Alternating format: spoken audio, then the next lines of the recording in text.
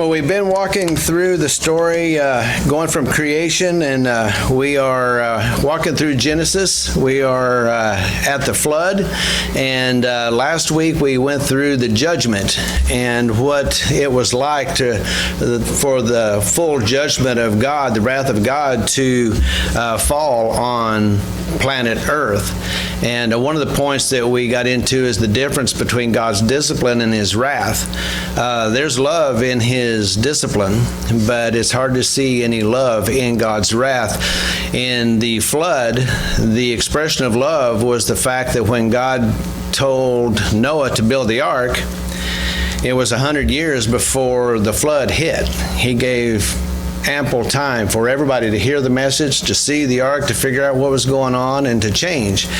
And you can see that nobody took God seriously.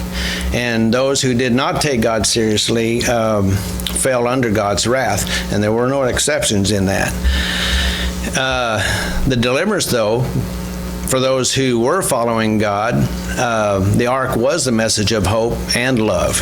And so Noah built the ark, and he went on the ark with all the animals and his family, and they had quite an experience. Probably wouldn't want to do that twice.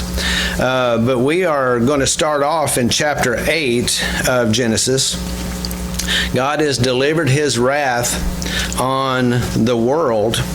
And then in verse 1 it says, "Then God remembered Noah and every living thing and all the animals that were with him in the ark. And God made a wind to pass over the earth, and the waters subsided." Now it says here that God remembered Noah. That's a little bit, God doesn't forget things.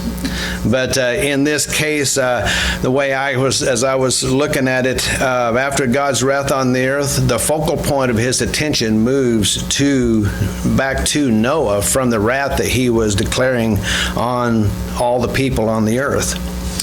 Verse 2 said, "The foundations of the deep and the windows of heaven were also stopped, and the rain from heaven was restrained." Always made me curious about what the difference was between the windows of heaven was stopped and the restraining of the rain. They're going to continue getting rain, but the windows of heaven were not going to open up again. Verse 3 says, "And the waters receded continually from the earth. At the end of 150 days, the waters decreased. And then the ark rested in the 7th month, and the 17th day of the month, on the mountains of Ararat." The 17th day of the 7th month. Do you know what the 7th month is in the Jewish calendar?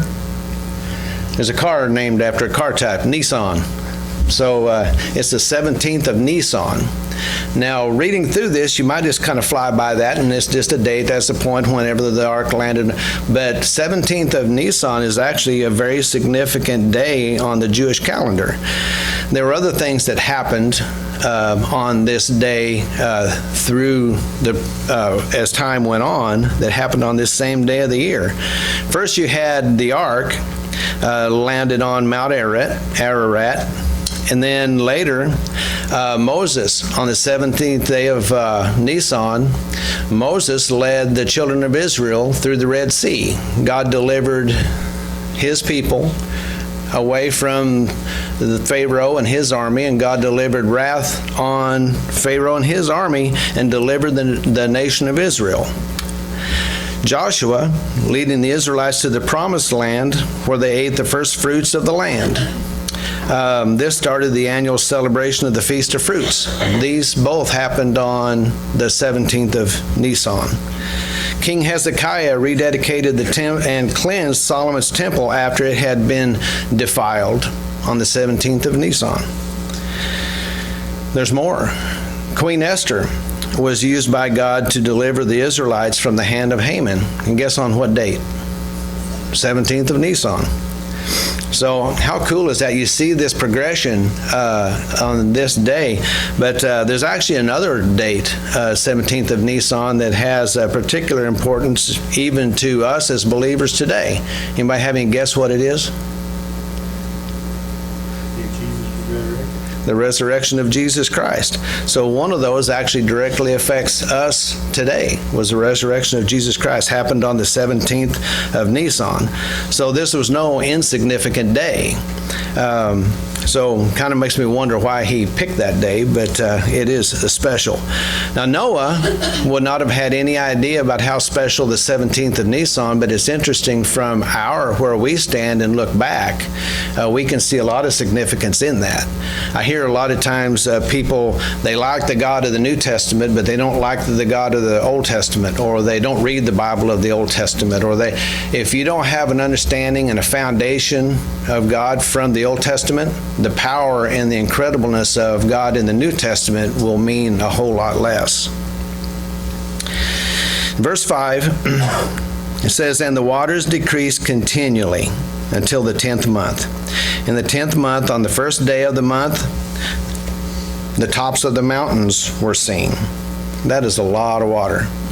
I was just kind of playing with that thought and doing a little bit of map level research on the internet. I was just trying to come up with some kind of idea how much pressure would have been on the face of the earth with all that water stacked up. And we had looked up how tall Mount Everest was, and it was around 29,000 feet. And if Mount Everest was that tall, and if the water, and the water being above that mountain, you've got 30,000 feet of what would be the pressure of the water on the face of the earth at that point? Mary, was it like 13,000 pounds per square inch? It was something like, that's a lot of pressure. I can go 6 feet down and my ears are popping and I'm like, all right, I'm ready to go back up. 30,000, can you imagine the pressure of all that water on the earth? That would definitely make a lot of changes. Verse 6, it said, "So it came to pass at the end of 40 days that Noah opened the window of the ark which he had made. And then he sent out a raven which kept going to and fro until the waters dried up from the earth." Now I can kind of maybe guess a little bit what was going through that raven's mind after he got out of that ark. I am not going back. I will fly as long as I have to. It probably didn't smell good in there, and all the noises, and probably it was not the best of environments. So he probably said, "I don't care how long I fly, I'm not going back inside that ark. I'm sick of that place." As much of a blessing as it was at the time, he was ready to be out in the free sky. He also sent out from himself a dove to see if the waters had receded from the face of the ground. But the dove had no resting place for the sole of her foot, and she returned to the ark, for the waters were on the face of the whole earth. So he put out his hand and took her and drew her into the ark to himself. And he waited yet another 7 days, and again he sent the dove out of the ark. Then the dove came to him in the evening, and behold, a freshly plucked olive leaf was in her mouth. And Noah knew that the waters had receded from the earth. How encouraging would that have been? They've been on this ark for a long time. They're ready to get off. And seeing that olive leaf, how encouraging would that? But olive leaf is symbolic in and of itself. If it had been a clipping from a kudzu vine, probably wouldn't have been that encouraging, or maybe a bloom from a Canadian thistle, but this was an olive leaf. What does an olive branch or an olive leaf symbolize? Peace, restoration, goodwill, harmony. That's good messages coming from the Lord after what they had been through in the last year. That would definitely be a message of peace to me. Maybe where the olive branch got its meaning from was starting at this point. I did not research that. So in verse 12 it says, "So he waited yet another 7 days and sent out the dove, which did not return again to him anymore. And it came to pass in the 601st year, in the first month of the first day of the month, that the waters were dried up from the earth." Finally. "And Noah removed the covering from the ark and looked. And indeed the surface of the ground was dry." What a sight that had to have been. "And in the second month, on the 27th day of the month, the earth was dried." So Noah God came to Noah when he was 500 years old and said, hey, I need you to build me an ark. He didn't ask him if he wanted to do it. He didn't say, hey, can you find some, or would you like to? Do you think you can? He said, build me an ark. It was a command that he had told Noah to do. When Noah was 600 years old, God told him to load up and get all the animals in and get your family in. Who shut the door on the ark? Who's the gatekeeper? Who's the gatekeeper now? God. And so God sealed him in. And when he was 601 years old, God told him, okay, you can get off the ark now. You can move on outside, and we're getting ready to start over. What was that like when he was 500 years old? And God comes up to him, surprise, one day, and said, I want you to do something for me. Build me an ark. A what? He may not have even known what an ark was. What effect did that have on him for the next 100 years and beyond? It completely turned his life upside down, put his whole personal life on hold in order to do this for God, for what God had required of him. He had actually required more from Noah than he had required from any other man on the planet. Yet, this day, when he's got the lid off of the ark, Noah and his family were the only people still alive. He served the God like nobody else, and he received a blessing that nobody else had received. This obedience, this task that God had given him to do wasn't easy. It was inconvenient. We talked about the estimation of probably 1,300 to 1,500 gallons of pitch just to pitch the ark. Yeah, there was no easy step in this, especially if you have no modern tools. What an incredible miracle it was that he actually did this. But as much of a task that is, we'll come back to that in a minute. I'm going to talk more about that a little later. But in verse 15, it says, God spoke to Noah, saying, go out of the ark, you and your wife, and your sons' wives with you. Bring with you every living thing of all flesh that is with you, birds and cattle, every creeping thing that creeps on the earth, even those 2 ticks that we talked about last Sunday, so that they may abound on the earth and be fruitful and multiply on the earth. So Noah went out, and his sons and his wife and his sons' wives with him, every animal, every creeping thing, every bird, and whatever creeps on the earth, according to their families, went out of the ark. Imagine shooing out all these animals, walking out on this planet. How would that have felt? Nobody, anywhere. A completely empty planet. Would that have felt weird? They weren't like Adam and Eve. Adam and Eve, when they were created, they didn't know anything. They were created as being the only people on the earth. Noah and his family, they were used to a lot of people being around, and now they're walking out on this earth, and especially after the animals had all took off and everything, how empty would this planet have felt? And even to make it even more of an extreme change, while they were on the ark, they were probably pretty crowded. It was full of animals and sounds and smells and chores and stalls that needed to be mucked and everything. They didn't have probably time to think about that. But now, once they're out and everybody's gone to go find their place, they're probably feeling very alone out here on this new planet, pioneers of a whole new level. So they're out on the ground, breathing fresh air, in the sunshine. What was the first thing that Noah did? What was his first reaction? He built an altar to the Lord. He didn't run off and go play. He didn't go on vacation. He said the biggest thank you he could come up with to his God. It says then, verse 20, it says, "And Noah built an altar to the Lord, and took of every clean animal and of every clean bird, and offered burnt offerings on the altar. And the Lord smelled a soothing aroma. And then the Lord said in his heart, I will never again curse the ground for man's sake. Although the imagination of man's heart is evil from his youth."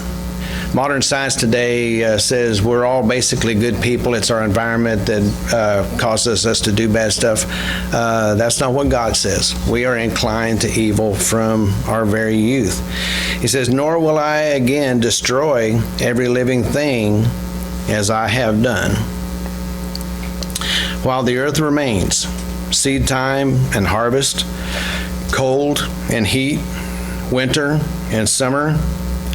Now the word cold and heat this is the first time cold and heat has even been mentioned. Winter and summer, this is the first time winter and summer has been mentioned. "Day and night shall not cease." There's a lot in this verse. We're going to camp out here for just a little bit. If you read or look through the past, God, has he been true to that covenant that he made, that promise? We've had no more earth destructions since then, which I'm very grateful for. What about as we look forward? We got another judgment coming. If you go to the book of Revelations, it's full of the judgment that's pending. And God's laid out very clearly what that judgment is going to look like. Does God's covenant that he's making back with Noah, does it apply even then? Well, if you go to Revelation and read through the seals that are broken, read through the trumpets, if you read through the bowls of wrath, you'll find that God still honors this covenant even with the ultimate judgment on the earth. I'll give you a couple of examples. In Revelation 8, it says, "The first angel sounded his trumpet, and there came hail and fire mixed with blood, and it was hurled down on the earth. A third of the earth was burned up. A third of the trees were burned up, and all of the grass was burned up. The second angel sounded his trumpet, and something like a huge mountain, all ablaze, was thrown into the sea. A third of the sea turned to blood. A third of the living creatures in the sea died, and a third of the ships were destroyed. The third angel sounded his trumpet, and a great star, blazing like a torch, fell from the sky on a third of the rivers and the springs of water. The name of the star is Wormwood. A third of the waters turned bitter, and many people died from waters that had become bitter." If you read through, I won't read the whole book of Revelation to you, but if you read through that, you can still see that God did not go back on his covenant that he made with man to Noah. God is reliable. When he makes a promise, does he keep it? You can trust God. Can you trust me to keep my promises? Well, I'll do my best, but sometimes I forget things, so God does not forget. We covered that in verse 1. He does not forget. But there's another point that I want to focus on here as well. As we have covered before, God commanded that 7 of all the clean animals would be on the ark, and 2 of all the unclean animals would be brought on the ark to replenish the earth. Does anybody know why the 7 animals were brought on? For sacrifices, to offer to God. So those 7 animals, or the 7 of the clean animals, were probably pretty precious. We had to be careful with those because we don't have a lot of livestock on the earth. We are got what you would call a skeleton crew, and to make an offering of even these, even though they had 7, would be a precious sacrifice. To one perspective, you could almost mean every sacrifice they made would be a threat to the extinction of those animals. So when Noah made this offering of these animals, it wasn't a cheap, casual sacrifice. It was very meaningful. meaningful from Noah, and God could see the condition of his heart. He saw his gratitude and his thankfulness. For us, ourselves, do we have to sacrifice? Well, no. I thought the sacrifices stopped when the temple went away. When Jesus died on the cross, I thought sacrifices were put to an end. Is that true? Well, the temple sacrifices were put to an end, but not all sacrifices. We are still required to sacrifice. Did you know that? You can do it all. If you're a parent, you know all about that. Yep. When your sacrifice is an obedient expression of gratitude to God, and it costs you something, you will touch God's heart. Noah lays this out perfectly well. It's a great example when Noah made this offering. It wasn't just something that he did. It was something he did because of something God had done for him. We too today are called to offer sacrifices that cost us something, and this is where I wanted to camp out on. In Romans chapter 12, starting in verse 1, it says, "I beseech you, therefore, brethren, by the mercies of God, that you present your bodies a living sacrifice, holy, acceptable to God, which is your reasonable service." Or the reasonable service means you should reasonably be expected to do this. He doesn't see that as an exception, but it should be common that we offer our bodies as a living sacrifice. He goes on to say, "And do not be conformed to this world, but be transformed by the renewing of your mind, that you may prove what is that good and acceptable and perfect will of God." Verse 2 goes with verse 1.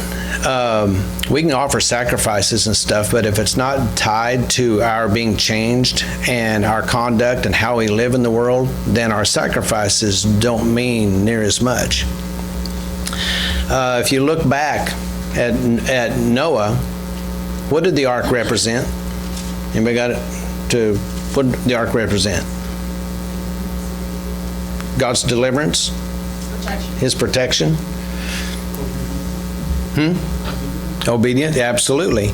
And on one side, it is an amazing picture of God's deliverance and his protection for Noah and his family. But on the other side, it is an incredible picture of one man's incredible amount of obedience, a 100-year building project I can't picture the magnitude of the work that had to go into making that ark. But you've got this on both sides. You've got God's deliverance and you've got man's obedience working together. When you have that obedience that Noah did, he obeyed God twice. It talked about, and Noah did everything that God had commanded him. Twice he says that. How many people in the Bible has God said that about? Not a lot. It's not a good epitaph for us. But on the other side, you have God's protection. So when Noah gives his offering to God, it was on top of the obedience that his sacrifice stood on top of the obedience that he had given to God. So it wasn't you ever hear somebody say, "I love you," and you can tell that the "I love you" doesn't really mean a whole lot? That's the same thing. If our sacrifices aren't standing on our obedience, we don't touch God's heart. Another area that God calls us to sacrifice in is in our resources. This church, I see such a lot of examples of you guys that do this very thing. All the giving, the shoe boxes, and just bearing each other's needs, just looking for opportunities to care for each other. We have many times where people with needs will come in the church, and I see you guys jump at the opportunity to care, lift up, and minister to those people. You guys are an amazing example of that part right there, as far as just offering God resources through caring for other people. Paul talks about this in Philippians chapter 4, verse 17. Paul's talking to the Philippians, and he says, not that I seek the gift. They had sent him a big care package. He says, but I seek the fruit that abounds to your account. I'm more concerned about the blessing you're going to get from your giving to us. It's not just a one-way thing. He said, indeed, I have all and abound. I am full, having received from Epaphroditus the things sent from you, a sweet-smelling aroma. Now, when Noah was making a sacrifice, and it talks about he was burning the animals, and it was a sweet aroma to the Lord, it wasn't like when I'm walking through the house and there's chicken frying. That wasn't the aroma that was really touching the heart of God. It was this. They were giving selflessly. They were giving from their heart. They loved God, and they were showing it through the offering that they were making. That's the exact same thing that the Philippians were doing, and Paul is acknowledging this. He said it's an acceptable sacrifice, pleasing to God. Every time I hear this or I hear a story about giving, I can't help but think there's the story of the widow and her mite. I always have to spell it differently. M-I-G-H-T is how I spell it, the widow's mite, because of her strength of her faith. But it always comes across my mind. And that setting was very interesting, and it applies to this. Jesus was sitting in the treasury, and he was watching all these people coming, and they were giving their offerings. And you had the quiet money. You guys know what the quiet money is, right? The paper money, the bigger money. And then they had the jingle money, right? And that's gets attention, but it's not quite as much as the quiet money. And Jesus was watching all these people coming through here as they were giving, and then he heard the tink tink. 2 little copper coins from this widow that was walking through there. When Jesus was watching all these people as they were giving, what was he watching? Was he watching the money? He was watching their hearts. And this one lady, she didn't have much. And she walked up, and nobody paid her any mind. She gave what she could. She gave what she had. She touched God's heart that day because she gave with her heart. Didn't get missed. Jesus didn't miss that. He caught that. It would not have flown by him. No matter if somebody was standing there talking to him, he would have caught that. He didn't miss the earnest heart. Pretty amazing when you can touch God's heart just by being sincere and being generous with what we have.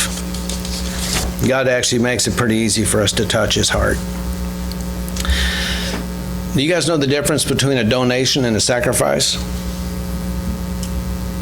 A donation comes from your wallet. A sacrifice comes from your heart. And the widow, she understood that. One other area of offering the sacrifices of God is in the area of giving God praise and worship. And sometimes it's easy to take this part kind of casual.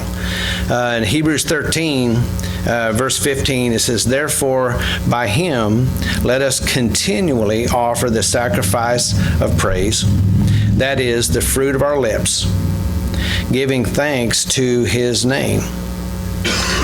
He says an inconvenient word, continually.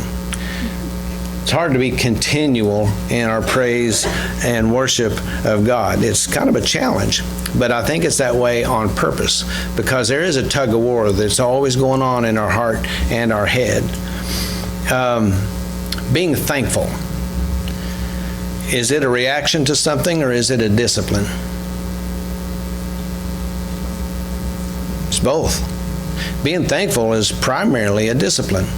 I see people that are thankful by their very nature, and they're happy a lot more than those that are not.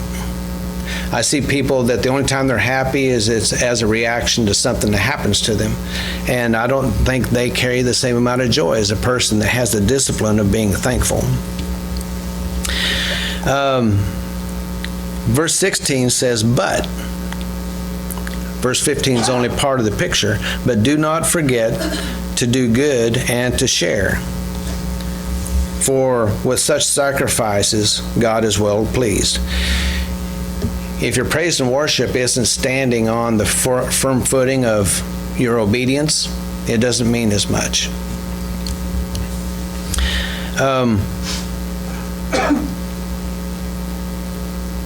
What we do out of the condition of our heart means a lot more than what we do just to conform, or we do out of peer pressure, or we do out of obligation. We can do an action, or we can even do it with wrong motives. Jesus talked many times about you do stuff just to be seen by men, or to get attention, to impress others, or whatever, and you've already got your reward. God doesn't miss the condition of our heart by our actions. We can't fool God. He sees into our heart. And the scary thing is and I brought this up before, we got this little glass wall, and we have this conversation that we have out here, and then we have this conversation that we have back behind the glass wall. Well, I have bad news. God can hear that. He hears both conversations. He hears this conversation, and he also hears the conversation that goes back behind the glass wall that nobody else can hear, and God reacts to that as well. When we think of praising God, we often think of the part of the service where we'll sing hymns to the Lord, and sometimes when singing a good song when we're going down the highway. But the Lord's been dealing with me in this area a little bit. I would challenge you to go to Revelation and read the 4th chapter and just really absorb the setting. There it talks about John being called up into heaven, and as he goes there, he gets this amazing picture that he gets to behold. He sees God. He sees him sitting on his throne. Above the throne, there's a thunderstorm of thunderstorms and lightning and peals of thunder. I mean, it's just a display of power that would give you cold feet. He looks, and around the throne are 4 angels, and they are worshiping him nonstop. They don't cease. They never cease giving glory and praise to God. They can't stop. They don't want to stop. They can't help but give God glory because they're standing there in the presence of God, and they don't want to do anything else ever. We have trouble with that. Even looking beyond it, though, we see there's 24 thrones, and there's elders sitting on the thrones that have crowns on their head. And when the angels worship God, they fall on their face and they set their thrones before, or their crowns before the throne of God in worship and glorifying God. Do we spend time there? We can read that verse and we can put ourselves, at least in our mind, we can put ourselves before God in that same place and worship God like John did. We're not there. We don't get to see it the same way God yet. One of these days we will. But do we seek to be in God's presence like that? Praise. Do we allow our praise to push back on all the distractions and all the needs and all the burdens and all the obligations that choke out our natural desire to worship God? Do we make room to where we push back and say, no, this worshiping God needs to be part of my existence? Look back at Adam. Before Eve was created, when it was just as soon as God had created Adam and they were going for walks in the cool of the evening, God and Adam would go for walks. Does that sound cool? What was the substance of their conversation? What temptations did he have to deal with God? What sins did he have to confess? What needs did he have? What burdens did he have to deal with? What struggles, decision making? He didn't have any troubles to bring before God. What was the substance of their conversation? He was just dwelling in God's presence. And I think that is part of our pursuit in us worshiping God is, do we get through all the prayer requests and the needs and the problems, and do we just spend time in His presence glorifying Him? And I challenge you to make that part of your prayer life. Take time to just be in His presence. There's a verse I read, 5th chapter of Ecclesiastes a long time ago, and I've never forgotten it. It says, when you go to the house of the Lord, go to listen rather than to offer the sacrifice of fools who do not know they do wrong. And I don't know if our Lord gave me that for a warning, but it's a stark warning that we really do need to know our place before God. He is glorious. He is fierce. He is. There's a terribleness to His glory, and sometimes it's easy to forget. He's not just the guy that fixes our problems. He's Almighty God, and sometimes we need to be reminded to spend time in His presence that way.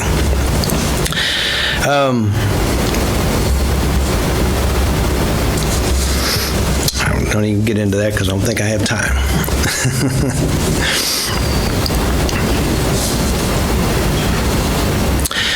So it's true that sacrifice is supposed to cost us something.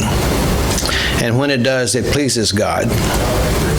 And you'll hear people talk about you'll hear sermons on tithing. Sometimes I think tithing is probably the easiest way to really give.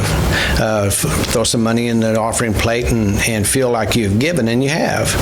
But God draws a lot bigger circle around giving and sacrificing than just that. I see that here. I see so many people in this church that work and do and contribute and help and support, and you get tired.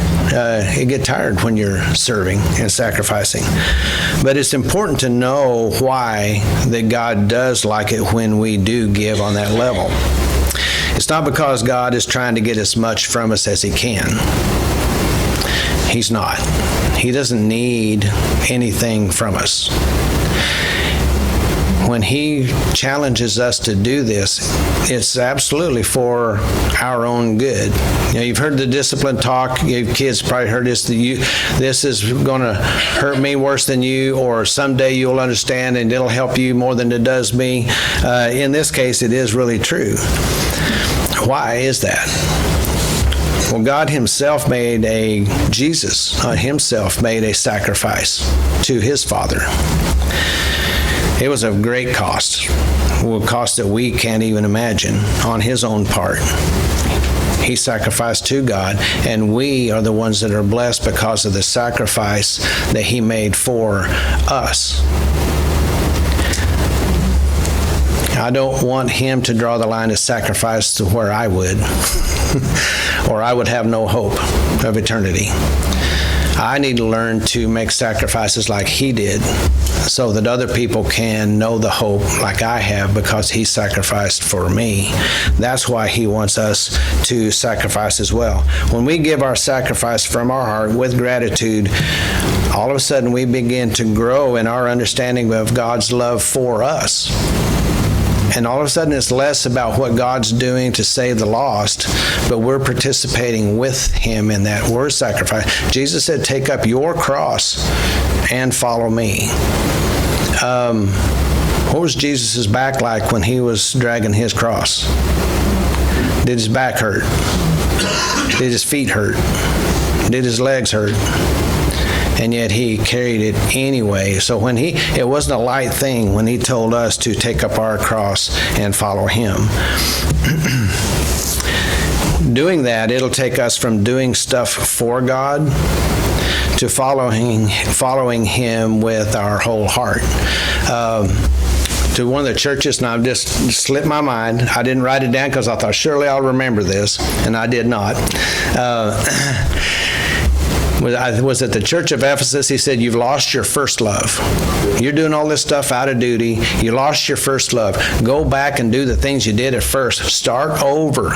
Go back and serve me like you meant it, back when you meant it. If our heart isn't in it, if there's not sincerity, surrender, and sacrifice in our heart, then we are doing like the church of, if it's Ephesus, like the church. I won't have to go read that now just to remind myself.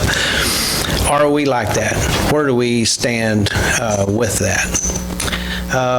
We're going to have a song of invitation here in just a minute, but before we do, can I get everybody to bow your heads?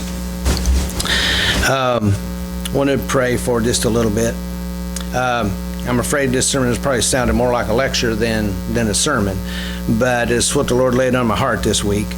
But how are we serving God, and what's our relationship with God like?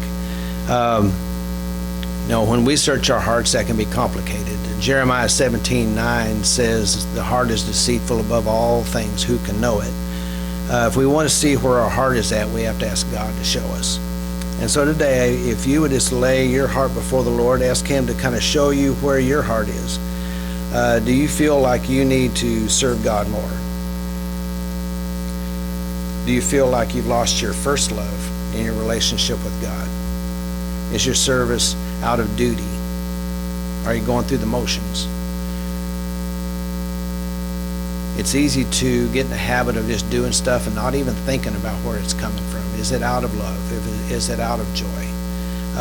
It will make a difference on your walk, and it'll make a difference on what God will do through you if you're just doing religion, or are we following God Himself? So I just want to take a moment just to pray. God's been challenging me in this area lately, and He might be challenging you as well. In a little bit, if we'll have a song of invitation, and if you want to come up and pray with us, we would love to pray with you about that.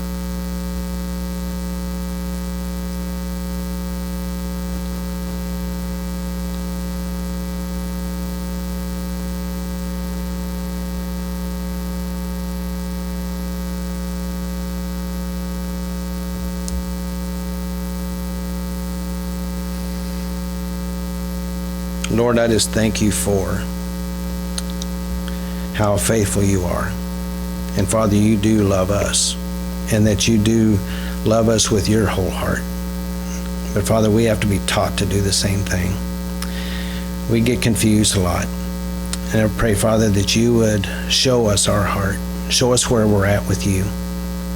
Father, if we've lost our first love, I pray that you would quicken us. Father, if we're just working out of duty, if we're just going through motions, if we're just doing things because it's religious, Father, I pray that you would show us where we're at. If we're just an idle, we've got our transmission in neutral, Father, I pray that you would challenge us on that. Father, I pray that you would put a fire in our belly. Father, that we would be brought back to you with passion, that we would serve you with our own heart, our whole heart. Father, that you would do everything like you said about Noah. He did everything you commanded him.